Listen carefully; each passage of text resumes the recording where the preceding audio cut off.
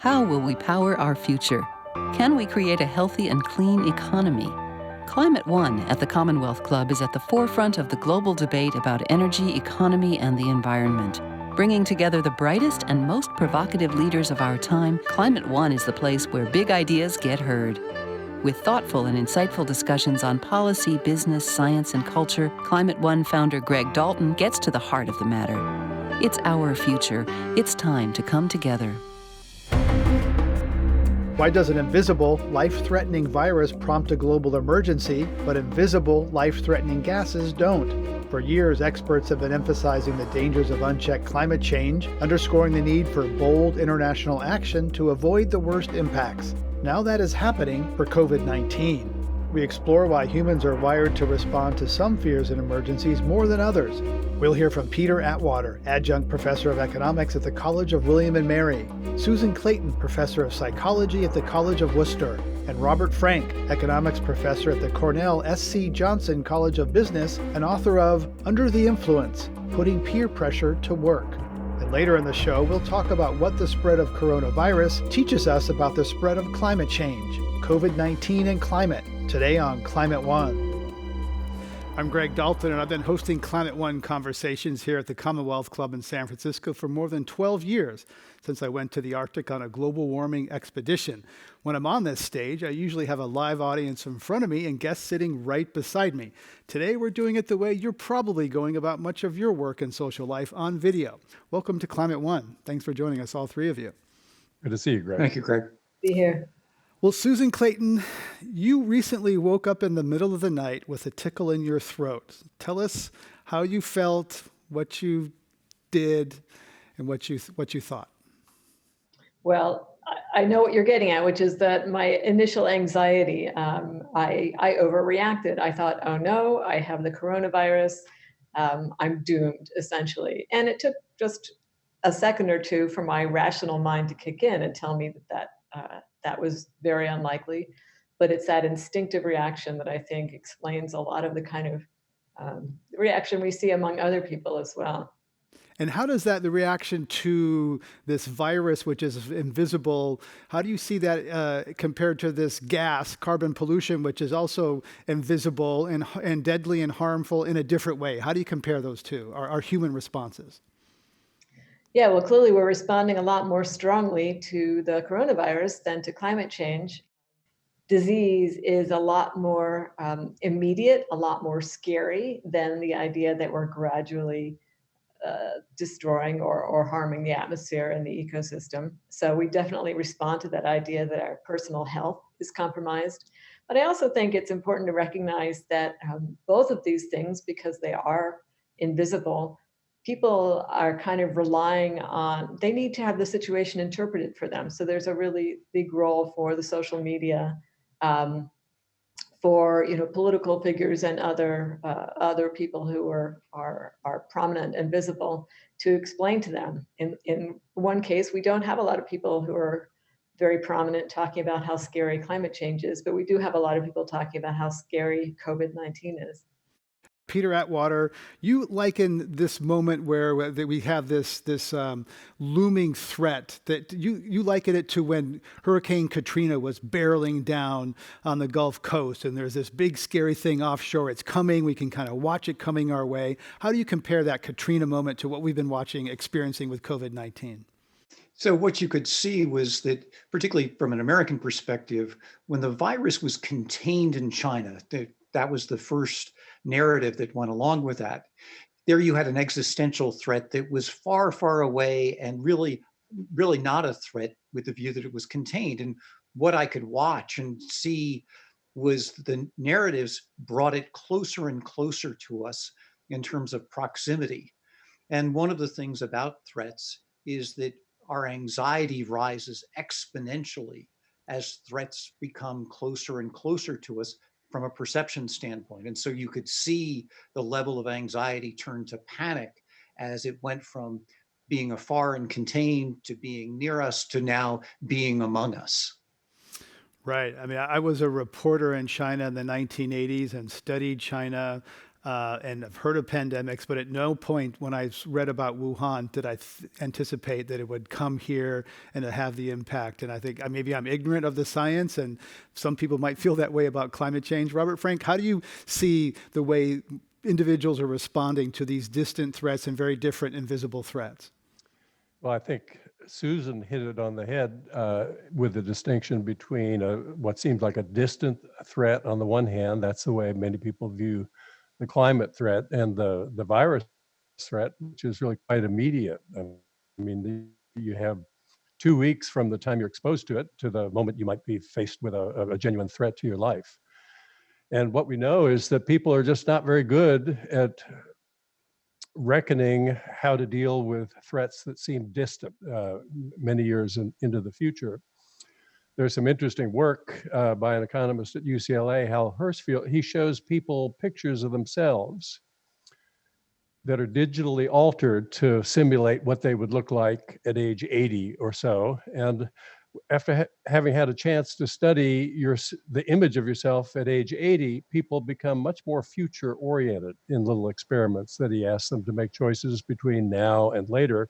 People are much more future oriented. So I think it's what Pigou called the faulty telescopic faculty. We can't look ahead and put adequate weight on the future. What's changed in recent years, fortunately, is that the extremity of weather events, the fires, the droughts, the floods, have persuaded many people that climate crisis is not a distant phenomenon at all. It's really upon us. And so I think many more people are willing to take seriously the fact that we need to take action to try to parry the threat that compared to 3 or 4 years ago, it's a much bigger change than I think I saw coming. Robert, I want to ask you about whether you agree that sort of we're able to tackle right now big things like climate change. We have a question from Susan Barnett on Facebook. How will this pandemic affect attitudes and policies about the ways in which our country can best proceed to deal with climate change?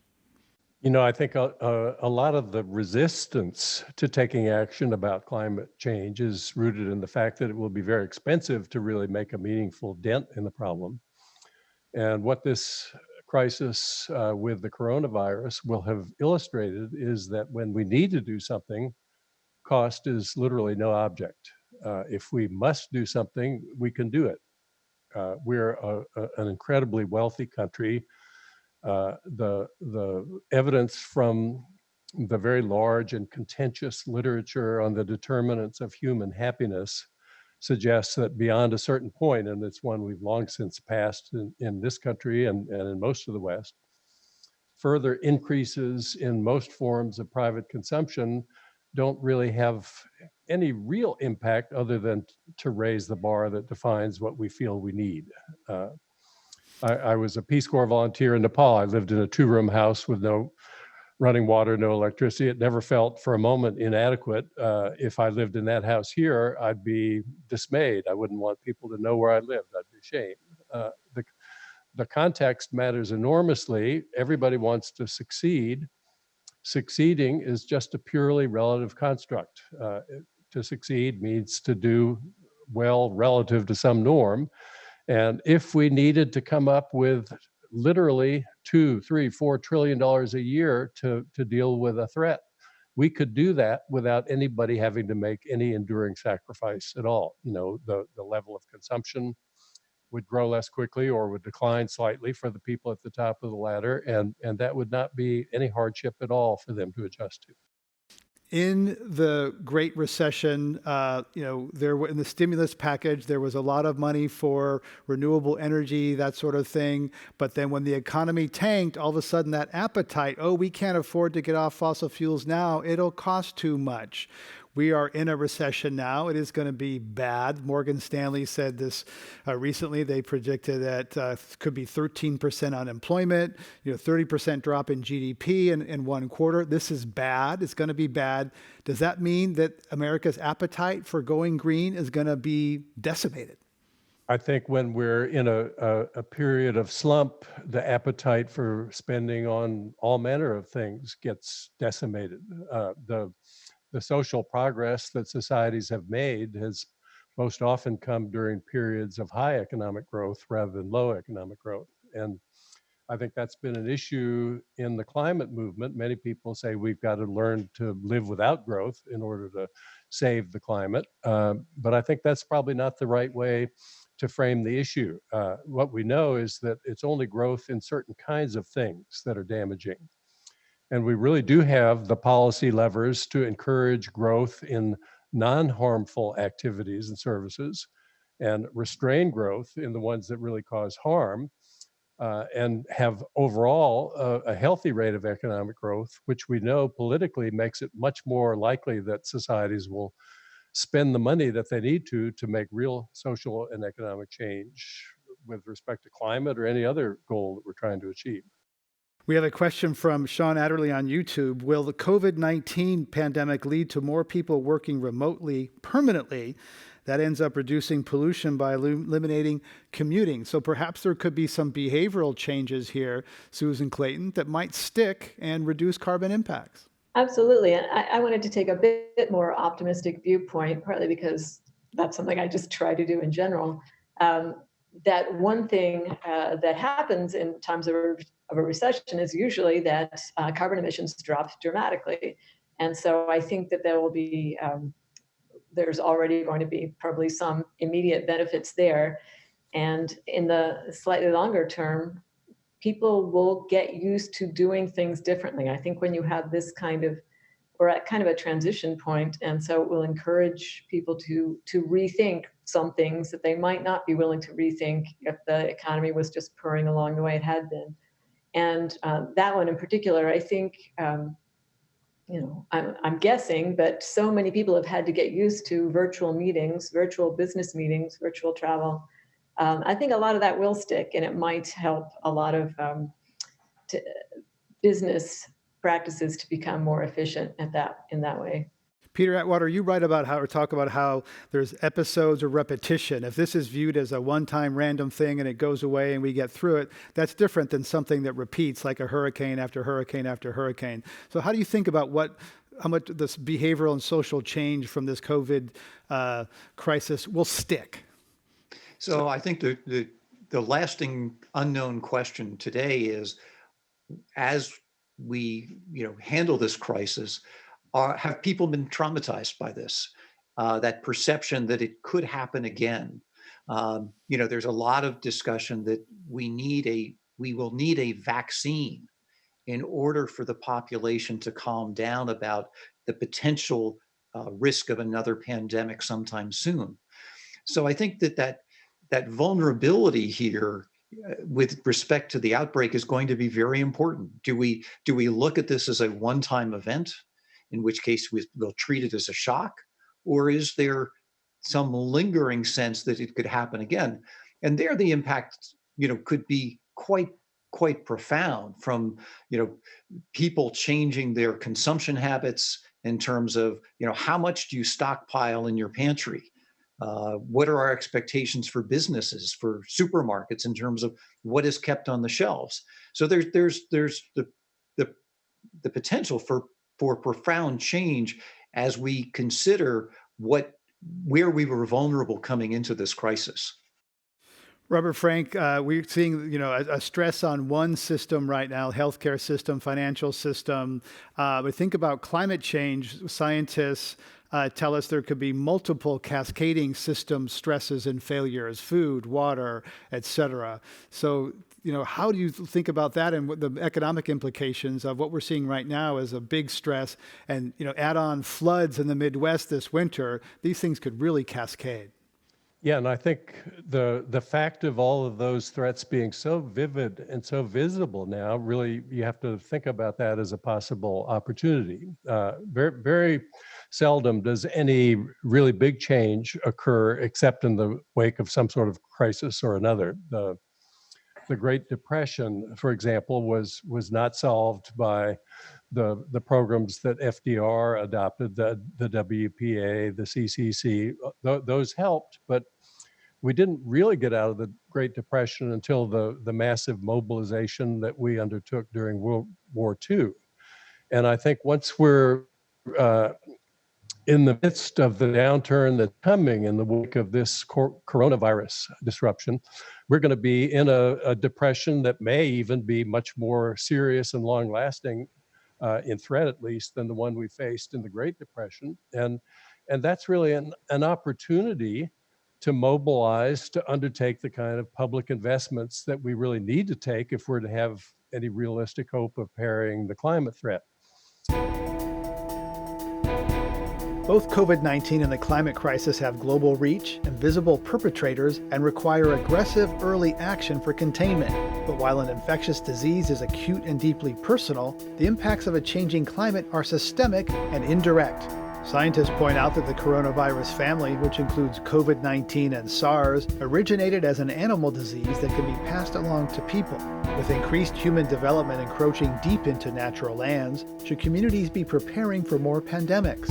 Joining us for a conversation on climate factors shaping human health are Brian Allen, Associate Professor of Entomology at the University of Illinois at Urbana-Champaign, Aaron Bernstein, Interim Director of the Center for Climate, Health, and the Global Environment at the Harvard School of Public Health, and Barbara Gottlieb, Director of Environment and Health at Physicians for Social Responsibility.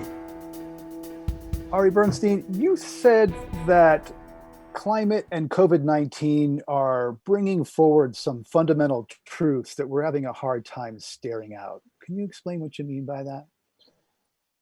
Well, I think what COVID is showing us is really that nature is trying to tell us something. Nature has given us a few shots over the bow here with emerging infections. COVID is the most recent example, but we've got MERS, SARS, HIV, pandemic influenza. These are all diseases that have come into people from animals. And if you look at these emerging diseases more broadly, it's the majority are wild animals. And so what ultimately is staring us in the face is the reality that we have taken advantage of nature to the point where we're putting ourselves at risk. And on top of that, we know very clearly what we can do to make a difference to prevent things like COVID. And among the things that really matter are climate solutions. And in fact, in many ways, pandemic solutions are climate solutions. And now is an important time to be talking about this. So be specific. What are some things that could reduce pandemics that could also reduce carbon pollution and climate change? What are some of those co-solutions? Well, a big one is deforestation. We think about tropical forest loss as sort of a moral crisis. What a terrible loss to everyone, and particularly to the species that are in tropical forests. But we know from many examples that chopping down forests increase risks of the spillover of pathogens from animals into people. We don't know that exactly with COVID, but in other bat diseases that have come out of bats, in Ebola, you may remember the most recent bad Ebola outbreak in West Africa. The evidence suggests that deforestation in West Africa actually may have pushed bats into parts of West Africa that they weren't in before. And as you may know, the most recent Ebola epidemic in West Africa was in a part of Africa that they haven't happened in before.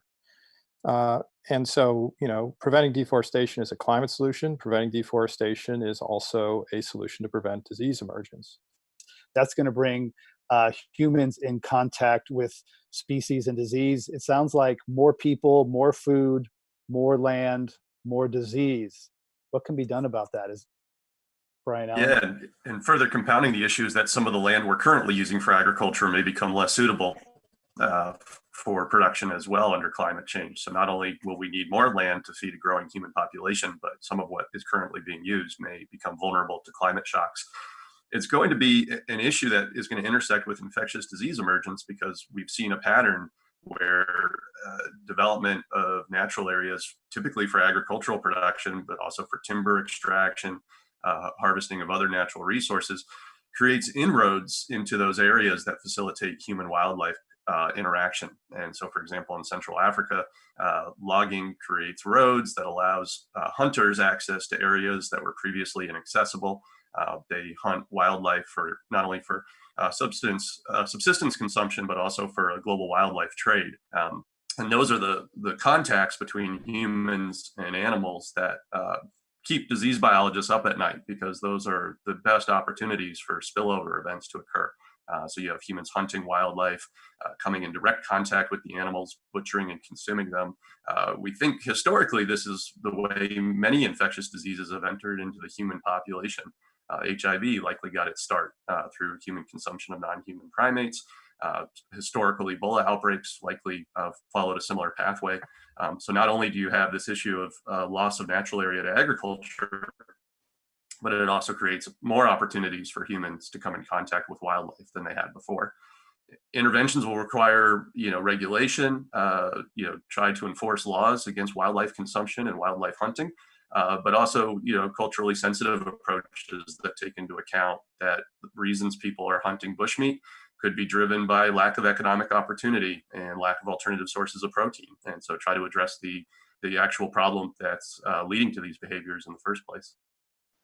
Barb Gottlieb, I think it's fair to say that if you ask an average American person about climate change, they would think about smokestacks, maybe polar bears, maybe tailpipes. They wouldn't necessarily think about human lungs or personal health. Why isn't, if we just heard there's such a strong connection between climate and personal health, why don't more people think of it that way in that frame? Well, I think some people are still thinking about climate change as something that's either out there or in our future. Those are the images that we were given early on, and they still stick. So you mentioned polar bears. I'm afraid polar bears might still be, for a lot of people, kind of the iconic image of climate change. But really, what we're finding is that more and more people are recognizing that climate change is real, it's happening now, and it's affecting their health. So polling shows us that. And I think also people's lived experience is telling them that. So if you lived in California and you lived through the wildfires, you know what the impact was on air quality, on health. And in fact, some of the particulate matter that was generated from those fires blew all the way across the country and reached Baltimore. Every region of the country is having its own climate impacts. In the Southwest, it might be drought and heat, which, the heat effects can be as severe as heat stroke, which can be fatal. The Midwest experiences extreme storms and floods with water contamination, impact on agriculture, and so on, all the way across the country and all the way through people's lived experience. I think the tide has turned. I think people recognize climate change as a real problem. More and more people are recognizing it as essentially human caused. And they're seeing and they're feeling the health consequences. I certainly know that the doctors in my own organization are seeing more patients presenting with symptoms and diseases that they can link to climate change. All right, Bernstein, you mentioned an accountable care organization. That was a new term to me when you said that, and then I looked it up a little bit and thought about, it's kind of like Kaiser or Mayo, where institutions have a financial incentive to invest in someone healthy today, so that that company will accrue the future financial benefits of that person not getting sick down the road. Is that right? Yeah, I mean, right now, people often ask, why don't we do more in medicine to keep people healthy? I mean, we've got a $3 trillion healthcare bill every year. It's roughly 18% of GDP. Depending on where you look, the lion's share of that is preventable.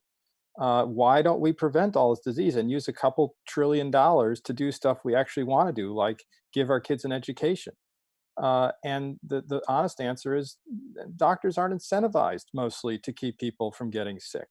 And so that needs to change. And COVID is a really good example, because how sick you get from COVID is largely dependent upon your age, and also whether you have a pre-existing medical condition like obesity or heart disease, which is overwhelmingly caused by things like smoking and unhealthy diets. It couldn't be clearer that prevention is worth a lot. Rob Gottlieb, other bright spots, a lot of scare in this with COVID and climate. Where do you see some bright spots, some hope, some silver linings, dare I say that phrase? I see bright spots in the fact that there really are solutions available to the problems that face us. With COVID-19, the solution is not coming fast enough. We don't have the cure that we wish we had. We certainly don't have the vaccines, but we know what steps we can take to protect ourselves, our neighbors, our communities, and really flatten the curve and decrease the risk and hopefully save lives. In regard to climate change, I think one of the things that we need to tell ourselves and to tell others is that there is hope possible. Yes, we're on a dangerous path, and yes, we really need to make very sweeping changes to protect ourselves. But we do know what those changes are that we need we need to make. So first of all, we have to and we can greatly reduce our use of fossil fuels. We can cut back on the use of oil and gas. We can transform our transportation system. We can transform our buildings so that they're much more powered by the renewable energy that we need to have. That's so the reduction in fossil fuels is kind of the negative part of the solution. But I'm really very cheered by the advances in the technologies and the accessibility of renewable energy and energy efficiency. Let's remember that renewable energy is it's clean, it's safe, and it's it's like manna from heaven. If you'll allow that comparison, solar energy really is one of the ultimate mannas from heaven. And energy efficiency has been called the cheapest energy that you never have to buy. So there are paths forward. That to me is one of the silver linings. I think there are two other lessons or comparisons that we can make again between the COVID-19 pandemic and the threat of looming climate change. One is that I think that we're coming out of our current experience with the understanding that science really does matter. Science matters and doctors matter. We've got valuable, useful information and trusted messengers. And then the second thing that I think we're learning is that we have, as a society, we have to make our decisions about big threats that face us based on fact. We can apply what we know. We have the facts, we have the messengers, and what we have to do is turn that into the big levers for changing society, which is both personal actions and also our policy. And I think that if we do those things, if we learn from the experience at hand, we really can give ourselves a much safer, healthier future. Podcasts of this and other Climate One shows are available wherever you get your pods. Please rate, subscribe, review. I'm Greg Dalton. Thanks for joining us online. We'll see you next time, everybody.